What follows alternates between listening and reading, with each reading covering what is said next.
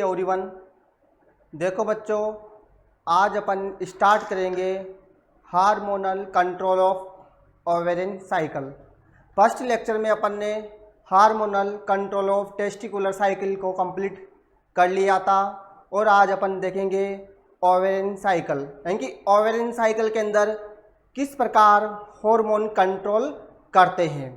तो इसको समझने के लिए अपन हार्मोनल कंट्रोल को समझने के लिए ओवरी की स्ट्रक्चर देखेंगे और उसमें देखेंगे किस प्रकार पुटक का निर्माण होगा और किस प्रकार अंडोत्सर्ग होगा और उनमें किस प्रकार हार्मोन अपना योगदान देते हैं। तो उसी के माध्यम से अपन हार्मोनल कंट्रोल को समझ लेंगे। तो देखते हैं अपन इस डायग्राम के माध्यम से कि किस प्रकार हार्मोन द्वारा कंट्रोल किया जाता है ओवेरियन साइकिल को। तो जो ओवरी होगी, ओवरी अंडाशय यानी कि ये पाया जाता है उदर गुहा में और उदर गुहा के अंदर प्रेजेंट होगा और जो ओवरी होगी वो दो भागों में बटी हुई होती है। इसका जो परिधीय भाग होगा वो परिधीय भाग तो कोर्टेक्स कहलाता है, परिधीय भाग कोर्टेक्स कहलाएगा। कोर्टेक्स जो परिधीय भाग होगा वो कोर्टेक्स कहलाता है। जो आंतरिक भाग होगा वह मेडुला भाग कहलाता है, मेडुला। और इस कोर्टेक्स भाग में ही इन पुटकों का निर्माण होता है। जैसे देखिए अपन जो अंडाशय होगा, ये अंडाशय की जो बाहरी परत होगी यानी कि ये वाली परत जनन उपकला से आश्रित रहती हैं। इन जनन उपकलाओं के द्वारा प्राइमरी फॉलिकल्स का निर्माण होगा यानी कि उगोनिया कोशिका बनेगी। ये उगोनिया कोशिका आगे चलकर प्राइमरी फॉलिकल्स बनाएगी यानी कि प्राथमिक पुटक, द्वितीयक पुटक और तृतीयक पुटक बनाती हैं। अंडाशय यानी कि जो अंडाशय का कार्य होता है अंडजनन की क्रिया को प्रेरित करना और अंडजनन की जो क्रिया होगी वह मादा के अंदर भ्रूण अवस्था में ही प्रारंभ हो जाती है। यानी कि अंडजनन की प्रक्रिया भ्रूण अवस्था में प्रारंभ हो जाती है, जबकि नर के अंदर शुक्र जनन की क्रिया उसकी वयस्क अवस्था में प्रारंभ होगी यानी कि 12 से 14 वर्ष की एज में प्रारंभ होती है। तो इस अंडजनन की प्रक्रिया के दौरान जो स्टार्टिंग में जो कोशिका बनेगी वो कोशिका होगी उगोनिया यानी कि भ्रूण अवस्था के दौरान जो कोशिका बनती है वो कोशिका कहलाती है उगोनिया। अब ये उगोनिया कोशिका जब मादा भ्रूण का जन्म होता है तो ये उगोनिया कोशिका प्राथमिक ऊसाइड बना लेगी और ये प्राथमिक ऊसाइड यानी कि जो अंडजनन की जो प्रोसेस होगी इसी अवस्था में यानी कि प्राथमिक ऊसाइड वाली अवस्था में ही रुकी हुई रहती हैं। कब तक रुकी हुई रहेगी? जब तक कि फर्स्ट मेंस्ट्रुअल साइकिल स्टार्ट नहीं हो जाती, तब तक इसी अवस्था में रुकी हुई रहती है। मेंस्ट्रुअल साइकिल स्टार्ट होने पर यह प्राथमिक ऊसाइड डिप्लोटिन अवस्था में आगे की ओर बढ़ेगा यानी कि मियोसिस फर्स्ट को कंप्लीट करेगा। तो मियोसिस फर्स्ट की डिप्लोटिन अवस्था में आकर रुक जाता है यानी कि प्राथमिक ऊसाइड द्वितीयक ऊसाइड बना लेगा। अब ये द्वितीयक ऊसाइड बना तो लिया, लेकिन यह द्वितीयक ऊसाइड अंडाणु का फॉर्मेशन कब करेगा? जब इसको स्पर्म मिलेगा, जब इसके संपर्क में स्पर्म आएगा तब ये अंडाणु का फॉर्मेशन करेगा। तो प्राथमिक जो ऊसाइड होगा वो डिप्लोटिन अवस्था में रुका हुआ रहेगा। प्राथमिक ऊसाइड से बनेगा द्वितीयक ऊसाइड, वो मेटाफेज सेकंड में आकर रुका हुआ रहेगा। यानी कि जो उगोनिया कोशिका होगी भ्रूण अवस्था के दौरान होगी, जन्म होने पर उगोनिया कोशिका प्राथमिक ऊसाइड बनाएगी और प्राथमिक ऊसाइड मियोसिस फर्स्ट की डिप्लोटिन अवस्था में रुका हुआ रहता है। अब डिप्लोटिन अवस्था से ये आगे कब बढ़ेगा? जब स्पर्म जब इसके यानी कि अंडोत्सर्ग होगा, यानी कि जैसे ही प्राथमिक अंडोत्सर्ग होगा तो अंडा बाहर निकलेगा, यानी द्वितीयक oocyte बाहर निकलेगा, तो द्वितीयक oocyte बन गया, लेकिन ये मेटाफेज सेकंड में आकर रुका हुआ रहेगा। अब मेटाफेज सेकंड में आकर रुक गया द्वितीयक oocyte, जैसे ही स्पर्म आएगा तो द्वितीयक oocyte अंडाणु का फॉर्मेशन बनाएगा, फॉर्मेशन करेगा। यानी कि जो वास्तव में जो निषेचन की क्रिया होती है वह निषेचन की क्रिया द्वितीयक oocyte से होती है, अंडाणु बनता ही नहीं है, अंडाणु तो शुक्राणु आने पर बनेगा। यानी कि मेटाफेज सेकंड अवस्था में ही रुका हुआ रहता है, और मेटाफेज सेकंड अवस्था पूर्णतः कंप्लीट कब होगी, जब स्पर्म आएगा। तो देखते हैं अपन इस डायग्राम के माध्यम से किस प्रकार अंडोत्सर्ग क्रिया होगी, कार्पस ल्यूटियम बनेगा और कार्पस एल्बिकेंस। तो इसमें जो ओवरी होती है, ये ओवरी मीजोवेरियम द्वारा गर्भाशय की भित्ति से जुड़ी हुई होती है, और इसमें दो भागों में बटी हुई होगी, कॉर्टेक्स और मेडुला। मेडुला भाग में ब्लड वेसल्स, लसिका, वाहिनियाँ, मैट्रिक्स ये सभी प्रेजेंट होते हैं। तो यहाँ पर जो प्राइमरी ओवेरियन फॉलिकल्स होगी उनका आगे विकास होगा, और क्या बनाएगी वो secondary ovarian follicles. Secondary ovarian follicles यानी कि इनके अंदर जो प्रेजेंट होता है उसे बोलते अपन प्राइमरी oocyte, यानी कि प्राथमिक पुट्टक। प्राथमिक पुट्टक। अब ये प्राथमिक पुट्टक यानी प्राथमिक पुट्टक के अंदर जो प्रेजेंट होगा उसे बोलेंगे प्राथमिक oocyte। तो इनके अंदर जो प्रेजेंट होगा प्राथमिक पुट्टक के अंदर उसे बोलेंगे अपन प्राथमिक oocyte। सेकेंडरी पुट्टक यानी सेकेंडरी फॉलिकल्स, इसके अंदर जो प्रेजेंट होगा वो भी कौन सा होगा, प्राथमिक oocyte प्रेजेंट होगा। इसके बाद सेकेंडरी के बाद टर्शरी फॉलिकल्स यानी तृतीयक पुट्टक, इसके अंदर भी प्राथमिक पुट्टक प्रेजेंट होता है। अब प्राथमिक पुट्टक यानी टर्शरी फॉलिकल क्या बनाएगी, ग्राफियन फॉलिकल, और इस ग्राफियन फॉलिकल बनेगा तो ये प्राथमिक जो oocyte होगा वो द्वितीयक oocyte में परिवर्तित हो जाएगा, द्वितीयक oocyte। अब इस ग्राफियन फॉलिकल के अंदर क्या प्रेजेंट होगा, द्वितीयक oocyte। अब ये जैसे द्वितीयक oocyte बना ओवरी के अंदर, तो ये द्वितीयक oocyte ये पुट्टक के निर्माण की जो क्रिया हुई ये प्रेरित की थी FSH हार्मोन ने। पुट्टक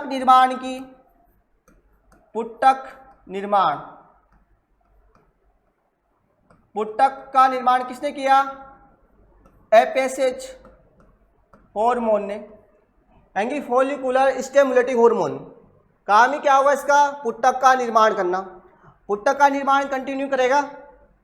अब इसके बाद जैसे पुट्टक बनना स्टार्ट हुआ, ग्राफियन पुट्टक बना, और ग्राफियन पुट्टक के अंदर क्या प्रेजेंट होगा, द्वितीयक oocyte। अब ये द्वितीयक oocyte बाहर निकलता है LH हार्मोन यानी ल्यूटिनाइजिंग हार्मोन। ल्यूटिनाइजिंग हार्मोन का कार्य क्या होगा, अंडोत्सर्ग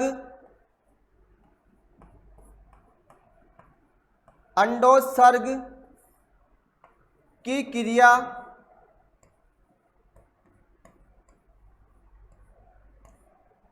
प्रेरित करना।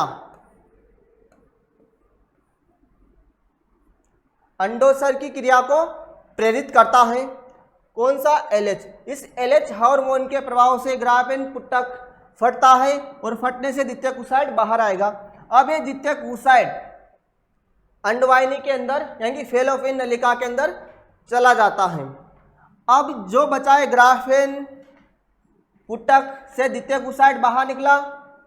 द्वितीयक oocyte बाहर निकलने के बाद ये ग्राफियन फॉलिकल कार्पस ल्यूटियम का निर्माण करती हैं। कार्पस ल्यूटियम का निर्माण करेगी। अब ये कार्पस ल्यूटियम इसका कार्य होता है प्रोजेस्टेरोन हार्मोन का स्त्रावण करना।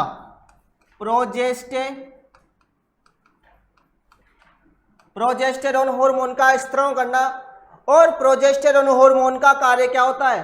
प्रेगनेंसी का निर्धारण करना, यानी प्रेगनेंसी को बनाने वाला या प्रेगनेंसी हार्मोन किसे कहते हैं अपन? प्रोजेस्टेरोन को, क्योंकि प्रेगनेंसी में जो विशेष योगदान होता है वो प्रोजेस्टेरोन हार्मोन का होता है और इसका स्त्रवण कार्पस ल्यूटियम द्वारा किया जाता है। अगर निषेचन की क्रिया होती है तो ये प्रोजेस्टेरोन 9 महीने तक सक्रिय रहेगा। अगर निषेचन की क्रिया संपन्न नहीं होगी तो ये प्रोजेस्टेरोन 21वें दिन तक तो सक्रिय रहेगा और उसके बाद धीरे धीरे ये इसका स्त्रवण कम होना स्टार्ट हो जाएगा प्रोजेस्टेरोन का। क्यों होगा? क्योंकि कार्पस ल्यूटियम चेंज होगा कार्पस एल्बिकेंस में, और कार्पस जो एल्बिकेंस होगा एक श्वेत पिंड संरचना होती है और धीरे धीरे कार्पस एल्बिकेंस नष्ट हो जाती हैं।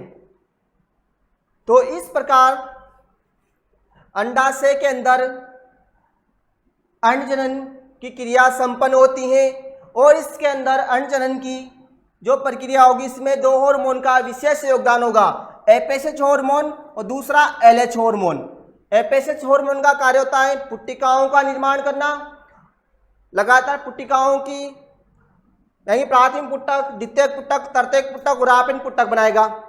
जैसे ग्राफीन पुट्टक बनेगा तो उसमें अंडोत्सर्ग यानी कि ग्राफीन पुट्टक के अंदर प्रेजेंट होता है द्वितीयक ओसाइड, यानी कि उसको बाहर निकालना है, यानी कि उसको बाहर निकालकर अंडवाहिनी के अंदर भेजना है। तो ये जो अंडोत्सर्ग होगा वह एलएच हार्मोन प्रेरित करता है, यानी कि 2 हार्मोन का विशेष योगदान होगा, एफएसएच दूसरा एलएच। अब जो एफएसएच हार्मोन होगा इसने लगातार क्या किया? पुट्टिकाओं की संख्या को बढ़ाया। पुट्टिकाओं का निर्माण एफएसएच हार्मोन ने किया, यानी कि प्राथमिक पुट्टक, द्वितीयक पुट्टक और तृतीयक पुट्टक। तो इनमें जो भिन्नता होगी वो कोशिकाओं के आधार पर देखी जाती है, यानी कि प्राथमिक पुट्टक में जो कोशिका बनेगी उनकी संख्या कम होती है, द्वितीयक पुट्टक में उनकी संख्या ज़्यादा होगी और तृतीयक पुट्टक में और ज़्यादा होगी, यानी कि उन्हें बोलते अपन ग्रेन्युलोसा कोशिका। और इन ग्रेन्युलोसा कोशिका द्वारा ही एस्ट्रोजन हार्मोन का स्त्रवण किया जाता है। जैसे जैसे पुट्टकों की साइज बढ़ती है वैसे वैसे एस्ट्रोजन हार्मोन का स्त्रवण भी बढ़ता जाता है और एस्ट्रोजन हार्मोन का कार्य मादा के अंदर द्वितीयक लैंगिक लक्षणों का नियंत्रण करना होता है और साथ ही एस्ट्रोजन हार्मोन गर्भाशय की एंडोमेट्रियम की मरम्मत कार्य भी करता है। तो इसके बाद देखते हैं अपन एमसी यानी मेंस्ट्रुअल साइकिल, रज चक्र या आर्तव चक्र।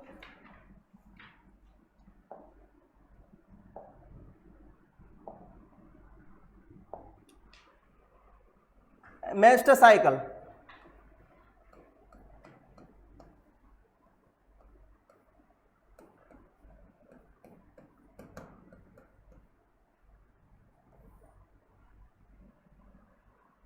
देखेंगे अपन मेंस्ट्रुअल साइकिल यानी रज चक्र। तो किस प्रकार मादा के अंदर मेंस्ट्रुअल साइकिल की प्रक्रिया संपन्न होती है। जो मेंस्ट्रुअल साइकिल होगा उसकी जो अवधि होती है वह 28 से 30 दिन की होती है, यानी कि 28 से 30 दिन के मध्य एक मेंस्ट्रुअल साइकिल कंप्लीट होता है। तो मेंस्ट्रुअल साइकिल का सीधा सीधा मतलब है यानी मेंसिस शब्द से लिया गया है और मेंसिस का मतलब होता है 1 महीना, यानी कि 28 से 30 दिन के अंदर कंप्लीट होता है। जो मेंस्ट्रुअल साइकिल की जो प्रोसेस होती है कि ये मादा प्राइमेट्स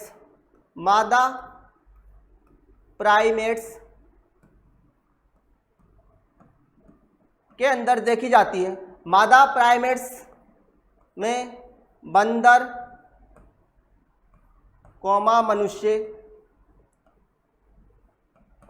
कपी इनको शामिल किया गया है, यानी कि इनके अंदर ही मेंस्ट्रुअल साइकिल देखने को मिलती है और इनकी जो स्टार्ट होने की जो आयु होती है मादा फीमेल के अंदर वो 12 से 14 वर्ष होती है और प्रथम बार स्त्रवण रजोदर्शन यानी कि मेंस्ट्रुअल साइकिल का प्रथम बार होना रजोदर्शन कहलाता है, रजोदर्शन। और मेंस्ट्रुअल साइकिल का बंद होना रजोनिवृत्ति, रजोनिवृत्ति कहलाता है। रजोनिवृत्ति 50 वर्ष की एज में होती है, यानी 50 वर्ष के बाद मेंस्ट्रुअल साइकिल बंद हो जाता है। और जो मेंस्ट्रुअल साइकिल होगा, इस मेंस्ट्रुअल साइकिल के अंदर जो ब्लीडिंग होती है उसकी मात्रा 40 से 50 ml होती है। और जो 40 से 50 ml जो मात्रा होगी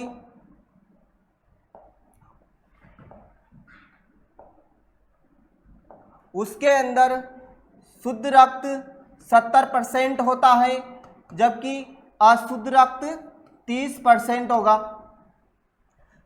शुद्ध रक्त की मात्रा ज़्यादा होगी, जबकि अशुद्ध रक्त की मात्रा जो मेंस्ट्रुअल साइकिल होगी, इस मेंस्ट्रुअल साइकिल होने का कारण इसका होने का कारण होगा कि प्रोजेस्टेरोन हार्मोन का स्त्रवण,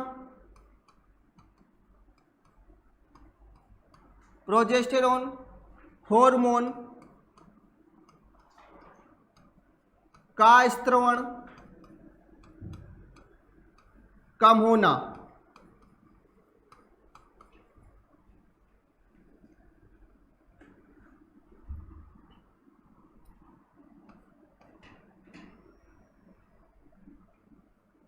कम होना।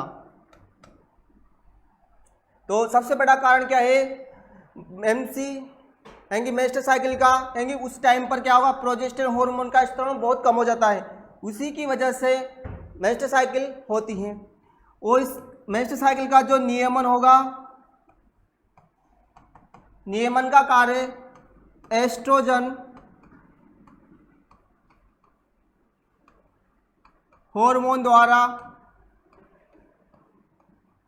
किया जाता है। तो इसका नियमन एस्ट्रोजन हार्मोन द्वारा होगा, वो कारण प्रोजेस्टेरोन हार्मोन होता है। तो समझते हैं अपन डायग्राम के माध्यम से कि किस प्रकार संपन्न होती है मेंस्ट्रुअल साइकिल। तो इसमें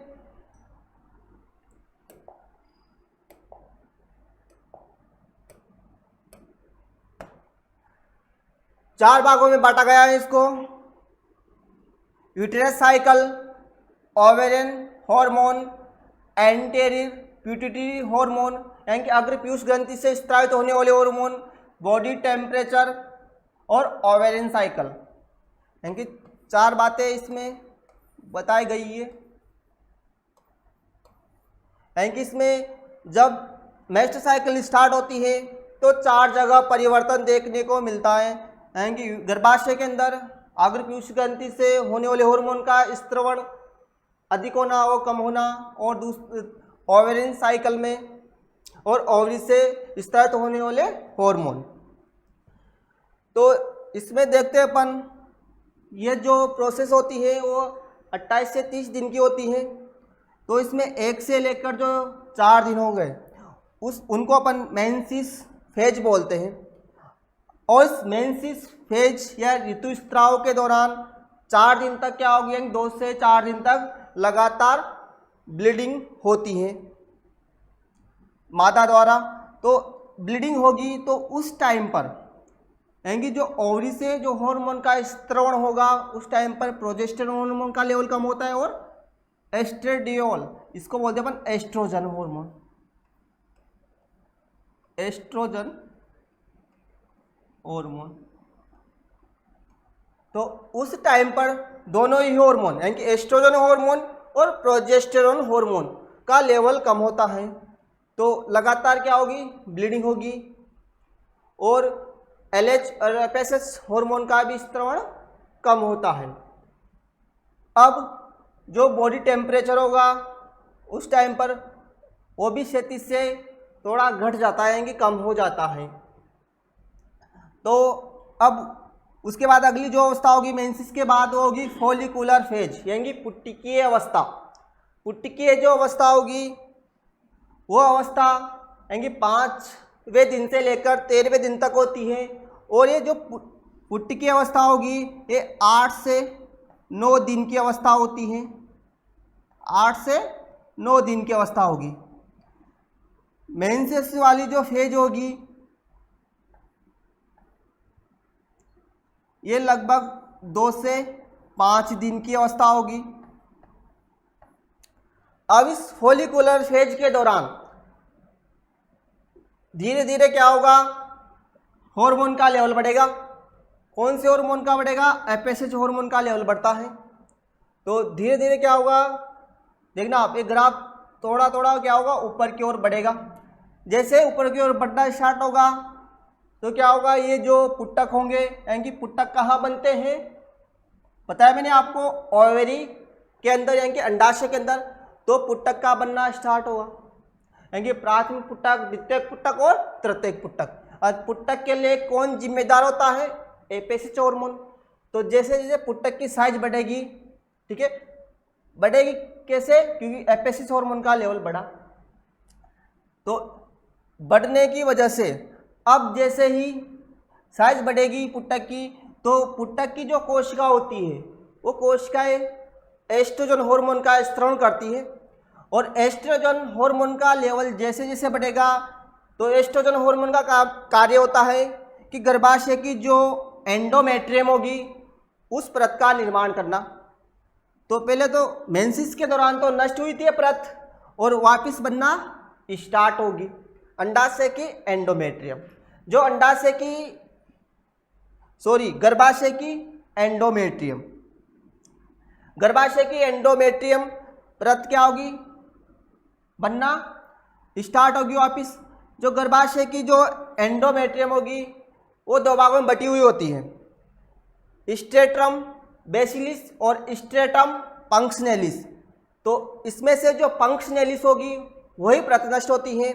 उस परत के नष्ट होने से उसमें श्लेष्मा, उपकला कोशिका, ठीक है, ब्लड वेसल्स, ये सभी योनि द्वारा बाहर निकल जाते हैं मेंसेस यानी ऋतुस्राव के दौरान। तो इस यूटेरियन साइकिल में यानी यूटेरस के अंदर भी परिवर्तन होगा, यानी जो परिवर्तन यानी ओवरी के अंदर परिवर्तन होगा। ओवरी के अंदर परिवर्तन कैसे होगा कि पुट्टिकीय अवस्था के दौरान पुट्टक बनेंगे। अब जैसे जैसे पुट्टक बनते जाएंगे तो ग्रेन्युलोसा कोशिका की संख्या बढ़ेगी, और ग्रेन्युलोसा कोशिका की संख्या बढ़ेगी तो ग्रेन्युलोसा कोशिका क्या करेगी, गर्भाशय में एंडोमेट्रियम का निर्माण करेगी, ठीक है। तो गर्भाशय में एंडोमेट्रियम परत का बनना स्टार्ट होगा। अब देखो आप उसके बाद यानी 14वें दिन पुट्टक बनना स्टार्ट हुआ। और उसके बाद यानी 8 से 9 दिन की अवस्था होती है, 13वें दिन तक पाई जाती है। 5 से लेकर 13वें दिन तक कौन सी अवस्था होगी? फॉलिकुलर फेज होगी। अब 14वें दिन क्या होगी? अंडोत्सर्ग होगा। और जो 14वें दिन अंडोत्सर्ग होगा वो 1 दिन की अवस्था होती है, यानी 14 दिन होती है संपन्न। और इस अंडोत्सर्ग की क्रिया कौन से हार्मोन प्रेरित करता है? LH hormone. एलएच हार्मोन यानी कि ल्यूटिनाइजिंग हार्मोन, यानी 14वें दिन किसकी मात्रा अधिकतम होगी? एलएच हार्मोन की। और एलएच हार्मोन का काम क्या होगा? जो ग्रापेन पुट्टक बनकर कंप्लीट था तो क्या होगा? फटेगा। एलएच हार्मोन के प्रभाव में, जैसे ही एलएच हार्मोन के प्रभाव में ग्रापेन पुट्टक फटेगा यानी कि ओव्यूलेशन की प्रोसेस होगी। अब जैसे ही फटाए तो अंडोत्सर्ग हुआ। अब अंडोत्सर्ग होते ही जो कार्पस, जो ग्रापेन पुट्टक था, उस ग्रापेन पुट्टक ने बना लिया कार्पस ल्यूटियम। किसका निर्माण कर लिया इसने? कार्पस ल्यूटियम का। अब ये जो कार्पस ल्यूटियम होगा, इस कार्पस ल्यूटियम को बनाए रखने का कार्य एलएच और एफएसएच भी करेगा, क्योंकि जो कार्पस ल्यूटियम बना, इस कार्पस ल्यूटियम ने एलएच हार्मोन का भी स्त्रवण किया और एफएसएच हार्मोन का भी स्त्रवण किया। लेकिन अधिकतम मान किसका होगा? यहाँ पर एलएच का होगा, एफएसएच का कम होगा। तो जो ल्यूटियल फेज होगी, ये ल्यूटियल फेज 15 के बाद यानी कि 14 के बाद 15 से लेकर 28वें दिन तक होती है और ये फिक्स होती है 14 दिन। ल्यूटियल फेज 14 दिन की होगी, फिक्स होगी और 15 से लेकर 28 दिन की होती है। तो ये जो कार्पस ल्यूटियम होगा वो कार्पस ल्यूटियम के द्वारा प्रोजेस्टेरॉन हार्मोन बनता है और प्रोजेस्टेरॉन हार्मोन प्रेगनेंसी का निर्धारण करता है, प्रेगनेंसी को बनाए रखता है। तो ये कार्पस ल्यूटियम 21वें दिन तक सर्वाधिक क्रियाशील होगा, यानी कि 21वें दिन तक लगातार ये प्रोजेस्टेरॉन हार्मोन का स्त्रवण करेगा। अब जैसे ही अगर स्पर्म द्वितीयक oocyte के संपर्क में नहीं आता है, निषेचन की क्रिया नहीं होगी, तो यह कार्पस ल्यूटियम कार्पस यानी एक श्वेत पिंड बना लेगा, उससे बोलते अपन कार्पस एल्बिकेंस। जैसे ही कार्पस एल्बिकेंस में बदलेगा कार्पस ल्यूटियम, तो धीरे धीरे प्रोजेस्टेरॉन हार्मोन का लेवल वापस कम होना स्टार्ट हो जाएगा। तो 21वें दिन तक क्या होगा, सर्वाधिक, मैंने बताया आपको कि 21वें दिन में क्या होगा, सर्वाधिक होगा। लेकिन उसके बाद क्या होगा, जैसे ही ये कार्पस ल्यूटियम किसमें चेंज हुआ, कार्पस एल्बिकेंस में, तो धीरे धीरे क्या होगा, प्रोजेस्टेरॉन हार्मोन का लेवल गिरेगा। और जैसे जैसे प्रोजेस्टेरॉन हार्मोन का लेवल गिरेगा और कार्पस ल्यूटियम ने LH और FSH को भी बनाया, तो इनका लेवल भी क्या होगा, धीरे धीरे कम होना स्टार्ट हो जाएगा और 21वें दिन तक सर्वाधिक होगा।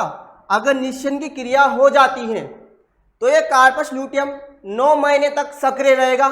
अगर निषेचन की क्रिया नहीं होगी तो ये क्या होगा, धीरे धीरे इन हार्मोन्स का लेवल यानी progesterone, estrogen, LH hormone, FSH hormone, इन सभी का लेवल क्या होगा, कम होगा और वापस कौन सी फेज स्टार्ट हो जाएगी, मेंसिस फेज, यानी कि जो एंडोमेट्रियम बनी थी वो वापस क्या होगी, नष्ट होना प्रारंभ हो जाएगी, यानी कि वापस रक्तस्राव यानी कि मेंसिस यानी कि ऋतुस्राव अवस्था स्टार्ट हो जाती है। ये 4 भागों में बटी हुई होती है, मेंसिस, फोलिकुलर फेज, इसके बाद ओव्यूलेशन, ल्यूटियल फेज, तो 4 भागों में बटी हुई होती है मेंस्ट्रुअल साइकिल। तो इस प्रकार मादा प्राइमेट्स के अंदर मेंस्ट्रुअल साइकिल संपन्न होती है। तो इसके बाद समझते अपन अगला टॉपिक यानी कि इम्प्लांटेशन, यानी कि किस प्रकार भ्रूण का गर्भाशय में इम्प्लांटेशन होगा, यानी किस प्रकार निषेचन की क्रिया होती है और निषेचन की क्रिया होने के बाद भ्रूण गर्भाशय के एंडोमेट्रियम से जाकर जुड़ेगा। तो अपने दोनों बातें समझ ली, ओवरी को समझ लिया, यानी कि ओवरी अंडजनन की क्रिया द्वारा अंडाणु का निर्माण करती हैं और अंडाणु बनेगा, अंडाणु कहाँ आएगा, फैलोपियन नलिका में, और फैलोपियन नलिका में ही क्या होता है, निषेचन की क्रिया संपन्न होती है। जैसे ही अंडाणु से स्पर्म जुड़ेगा, जैसे ही अंडाणु से स्पर्म जुड़ेगा तो निषेचन होगा और निषेचन होने के बाद फैलोपियन नलिका से कहाँ पहुँचेगा, गर्भाशय में, क्योंकि गर्भाशय के अंदर ही इन युग्मनज की कौन सी अवस्था आएंगी, ब्लास्टोसिस्ट अवस्था का अंतरोपण होता है, यानी ब्लास्टोसिस्ट अवस्था का गर्भाशय की एंडोमेट्रियम से चिपकना या जुड़ना ही इम्प्लांटेशन कहलाता है। तो देखते अपन इसमें, जैसे कि ओवरी, अब ओवरी से ओव्यूलेशन हुआ, ओव्यूलेशन है कि अंडोत्सर्ग, अंडोत्सर्ग के लिए कौन सा हार्मोन जिम्मेदार होता है, LH हार्मोन, तो LH हार्मोन के प्रभाव में क्या हुआ, अंडोत्सर्ग हुआ। तो उस अंडोत्सर्ग के दौरान द्वितीयक oocyte कहाँ आया, फैलोपियन नलिका में, यानी कि अंडवाहिनी में, और अंडवाहिनी में आया और अंडोत्सर्ग होता है 14वें दिन। कौन से दिन होता है अंडोत्सर्ग, 14वें दिन होगा, और कौन से हार्मोन के द्वारा, LH हार्मोन के द्वारा। अब जैसे ही अगर उस टाइम पर निषेचन की क्रिया संपन्न होती है तो स्पर्म भी कहाँ पहुँचेगा, अंडवाहिनी में। 2 प्रकार से होती है ओवरी, लेफ्ट ओवरी और राइट ओवरी, यानी कि दाएं अंडा से और बायां अंडा से। तो जैसे ही स्पर्म पहुंचेगा फैलोपियन नलिका में तो द्वितीयक oocyte भी पहुंचता है फैलोपियन नलिका में, और फेलोपियन नलिका के भी कौन से भाग में निषेचन की क्रिया संपन्न होगी? एम्पुला भाग में। तो ध्यान रखना आप, निषेचन की क्रिया, निषेचन की क्रिया, निषेचन की क्रिया कहाँ पर होती है? फेलोपियन नलिका। कहाँ होगी? फेलोपियन नलिका। और इस फेलोपियन नलिका में भी कहाँ होगी? एम्पुला भाग में। कहाँ पर होती है? एम्पुला भाग में संपन्न होती है। अब जैसे संपन्न हो चुकी है, यानी कि स्पर्म से अंडाणु जुड़ गया, और जैसे ही दोनों ही जुड़ते हैं तो इसे बोलते अपन युग्मनज। और एक अंडाणु के अंदर एक ही स्पर्म एंटर करता है, उसके बाद बाकी बचे हुए स्पर्म उस अंडाणु के आसपास इकट्ठा होकर उनको पोषण देंगे और नष्ट हो जाते हैं। तो जैसे ही निषेचन की क्रिया संपन्न हुई तो क्या बनेगा? युग्मनज, यानी कि जाइगोट। अब इस जाइगोट बनने के बाद क्या होगा? इसमें विभाजन होगा। तो ध्यान रखना आप, भ्रूण अवस्था के दौरान होने वाला समसूत्री विभाजन क्या कहलाता है? विदलन। और इस विदलन को बोलते अपन क्लीवेज। इस विदलन को बोलेंगे अपन समसूत्री विभाजन को बोलते अपन विदलन, यानी कि भ्रूण अवस्था के दौरान होने वाला समसूत्री विभाजन क्या कहलाता है? विदलन। विदलन यानी कि क्लीवेज।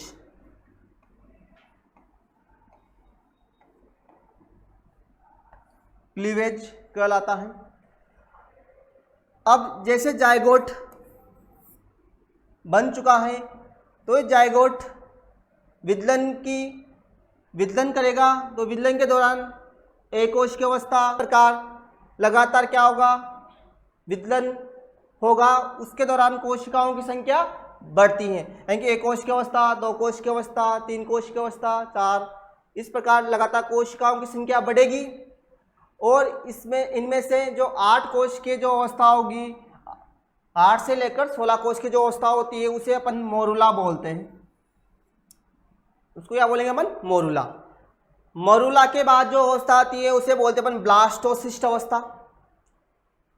तो ब्लास्टोसिस्ट अवस्था ही गर्भाशय के एंडोमेट्रियम पर आकर अंतरोपित होती है, यानी कि जो इम्प्लांटेशन होता है वो ब्लास्टोसिस्ट अवस्था का ही होता है। इस ब्लास्टोसिस्ट अवस्था में अंदर की ओर इनर सेल मास पाया जाता है। इनर सेल मास, ये इनर सेल मास ही आगे चलकर भ्रूण का निर्माण करता है। और इस इनर सेल मास द्वारा ही गेस्टुला अवस्था बनती है। और गेस्टुला अवस्था के दौरान 3 परतों का निर्माण होता है, एक्टोडर्म, मेसोडर्म व एंडोडर्म। और ये तीनों परतें अलग अलग अंगों का फॉर्मेशन करती हैं। तो 8 से 9 दिन या 7 से 8 दिन की अवस्था के दौरान ही ब्लास्टोसिस्ट अवस्था बनेगी। और ये ब्लास्टोसिस्ट अवस्था गर्भाशय के एंडोमेट्रियम में आकर अंतरोपित हो जाती है, यानी कि जो भ्रूण का अंतरोपण होगा वो 8 से 9 दिन में होगा।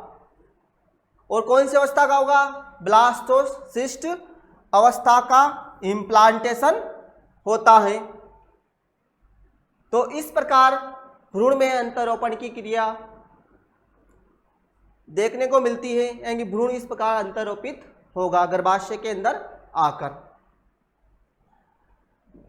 इम्प्लांटेशन 3 प्रकार से होता है,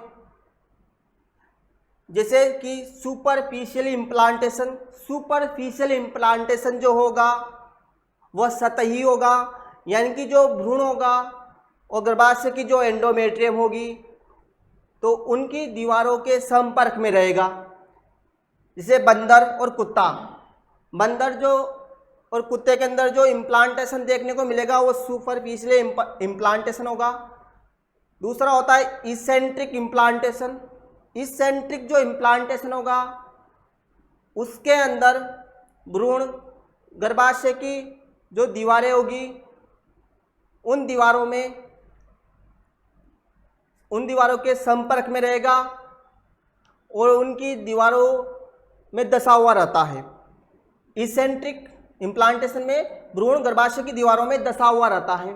तो इस प्रकार के इम्प्लांटेशन को इसेंट्रिक इम्प्लांटेशन बोलते हैं। ये देखने को मिलेगा अपन को जंगली बिल्ली, चूहे, गिलहरी इनके अंदर। और अपन में जो इम्प्लांटेशन पाया जाता है वो इंटरस्टेशियल इम्प्लांटेशन होता है, अंतराली अंतरोपण। इसमें जो भ्रूण होगा वो गर्भाशय की दीवारों के अंदर दसा हुआ रहता है। यानी जो एंडोमेट्रियम होगी गर्भाशय की, उस गर्भाशय की एंडोमेट्रियम में पूर्णतः दसा हुआ रहेगा। यानी एंडोमेट्रियम इसको भ्रूण को अच्छी तरह घेर लेती है।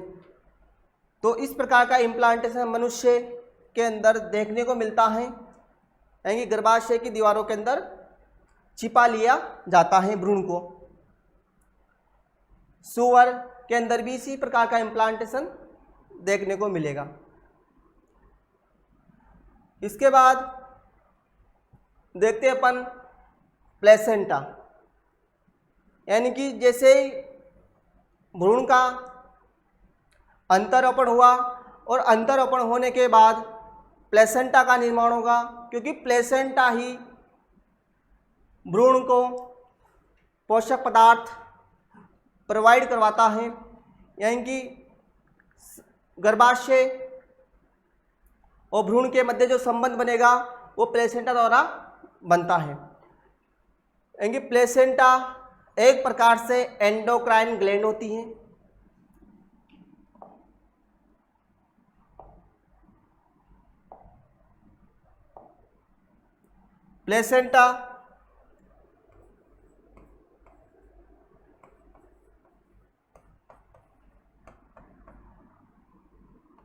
प्लेसेंटा को अपन एंडोक्राइन ग्लैंड कह सकते हैं, क्योंकि प्लेसेंटा हार्मोन का स्त्रवण करता है, जैसे कि HCG, HPL, oestrogen,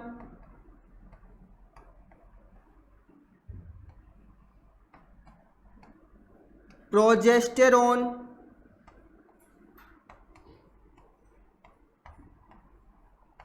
relaxin.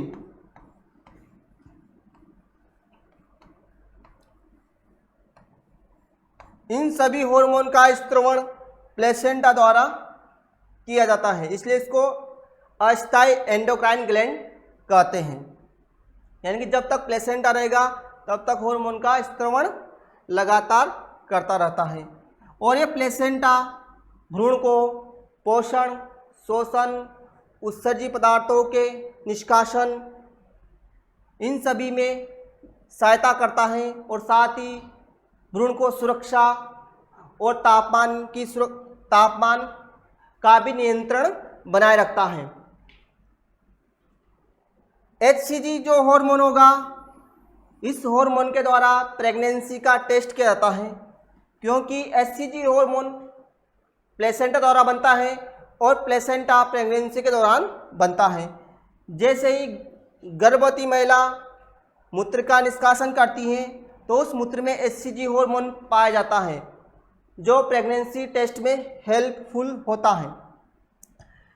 HPL hormone यानी कि ह्यूमन प्लेसेंटल लैक्टोजन हार्मोन, ये होगा ह्यूमन कोरियोनिक गोनेडोट्रोपिन हार्मोन। तो HPL जो हार्मोन होता है ये मिल्क सिक्रेशन में सहायता करता है। इसी के साथ ये ग्लूकोज या एमिनो अम्ल की मात्रा को भी बढ़ाता है। एस्ट्रोजन जो हार्मोन होता है, ये एस्ट्रोजन हार्मोन गर्भाशय की एंडोमेट्रियम का निर्माण करता है, यानी कि उसको टूटने नहीं देगा, क्योंकि अंतरोपण हो चुका है भ्रूण का, तो उसकी मात्रा को नियमित बनाए हुए रखेगा एस्ट्रोजन हार्मोन।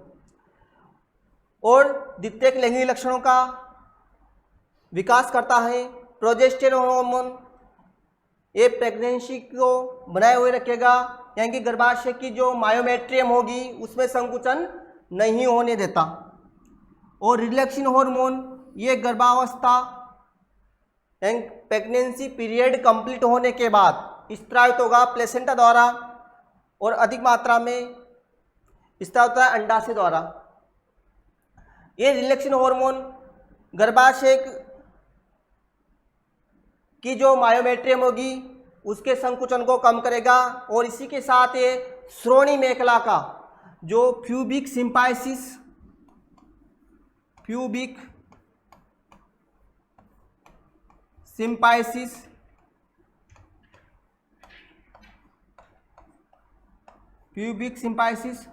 जोड़ को शिथिल बनाता है। प्यूबिक सिम्पाइसिस जोड़ को क्या करेगा? शिथिल बनाएगा। रिलैक्सिन हार्मोन जिससे कि प्रसव क्रिया में आसानी रहती है।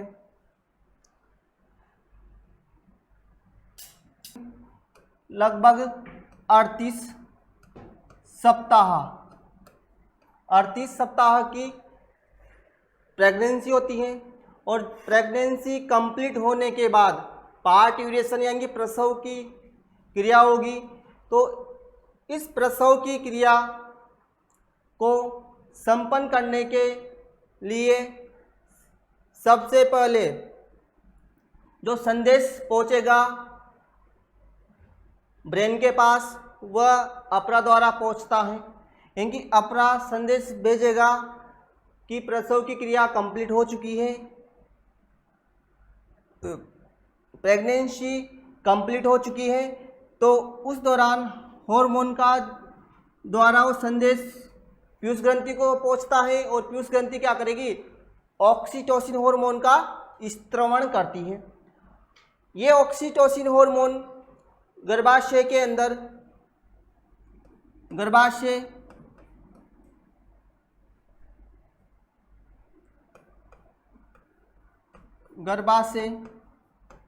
की पेशियों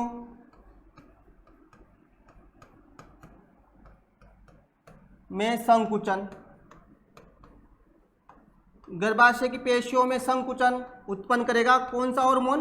ऑक्सीटोसिन हार्मोन। ऑक्सीटोसिन हार्मोन का स्त्रवण पीयूष ग्रंथि की पश्चपाली द्वारा किया जाता है। जैसे ही गर्भाशय की पेशियों में संकुचन होगा तो उसके बाद रिलैक्सिन हार्मोन का स्त्रवण होगा और रिलैक्सिन हार्मोन के द्वारा प्यूबिक सिम्पाइसिस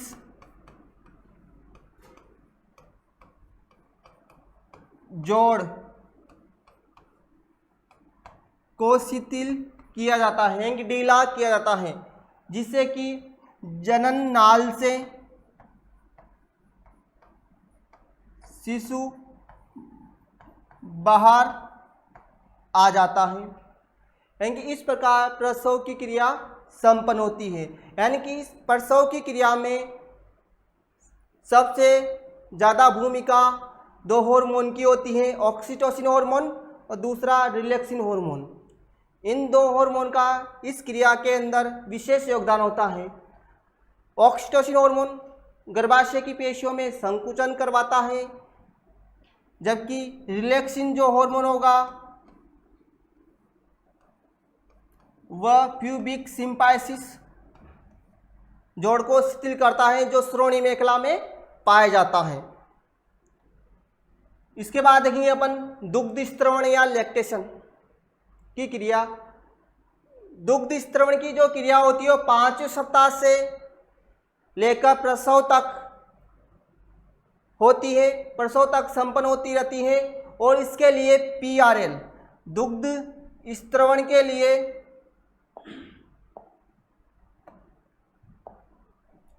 दुग्ध स्त्रवण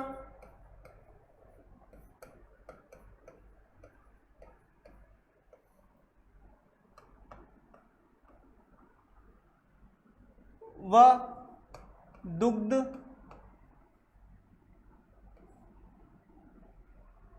निर्माण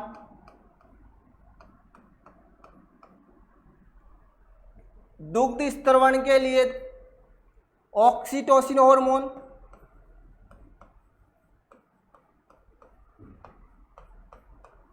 जबकि दुग्ध निर्माण के लिए PRL या प्रोलैक्टिन हार्मोन की विशेष भूमिका होती है। जब प्रेगनेंसी कंप्लीट होती है, प्रसव की क्रिया होती है, तो प्रथम बार जो मादा द्वारा नवजात शिशु को स्तनपान करवाया जाता है उसे अपन कोलोस्ट्रम या प्रथम स्तन्य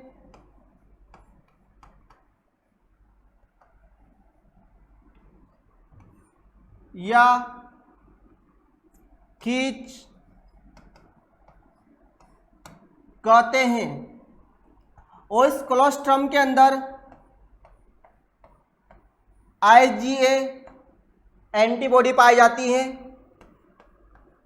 IgA एंटीबॉडी, तो ध्यान रखना आप कि प्रथम बार नवजात शिशु को जो माता द्वारा दूध पिलाया जाता है उसमें उस कोलोस्ट्रम के अंदर कौन सी एंटीबॉडी होगी? IgA antibody. यह एंटीबॉडी जो नवजात शिशु होता है उसको प्रतिरोधक क्षमता प्रदान करती हैं, प्रतिरोधक क्षमता प्रदान करती हैं। या माता द्वारा नवजात शिशु को कौन सी एंटीबॉडी प्रदान की जाती है? IgA एंटीबॉडी प्रदान की जाती है। और ये IgA एंटीबॉडी नवजात शिशु को निष्क्रिय प्रतिरक्षा प्रदान करती हैं, निष्क्रिय प्रतिरक्षा प्रदान करती है। इसके अलावा इस कोलोस्ट्रम दूध के अंदर लैक्टोज प्रोटीन वगैरह पाए जाते हैं जो नवजात शिशु के लिए अत्यंत आवश्यक होते हैं। और जो दुग्ध निर्माण की यानी कि जो लैक्टेशन की जो प्रोसेस होती है उस पर ओव्यूलेशन पर भी प्रभाव देखने को मिलता है, क्योंकि जब तक लैक्टेशन होगा यानी कि दुग्ध निर्माण की क्रिया होगी तब तक अंडोत्सर्ग की क्रिया देखने को नहीं मिलती, क्योंकि अंडोत्सर्ग होगा तो जो लैक्टेशन की जो प्रोसेस होती है तो उस लैक्टेशन की प्रोसेस के दौरान जब बच्चा निपल्स को सक करता है तो उसकी सकिंग करने की जो सूचना होगी वो हाइपोथैलेमस के पास पहुंचती हैं। हाइपोथैलेमस, और हाइपोथैलेमस एक हार्मोन का स्त्रवण करता है, इसे बोलते अपन एंडोर्फिन। यह एंडोर्फिन पीयूष ग्रंथि पर कार्य करेगा और पीयूष ग्रंथि FSH व LH दोनों का स्त्रवण कम कर देगी। यानी FSH का काम होता है ग्राफियन पुट्टिकाओं का निर्माण, ग्राफियन पुट्टिका निर्माण। LH का काम होगा अंडोत्सर्ग करना।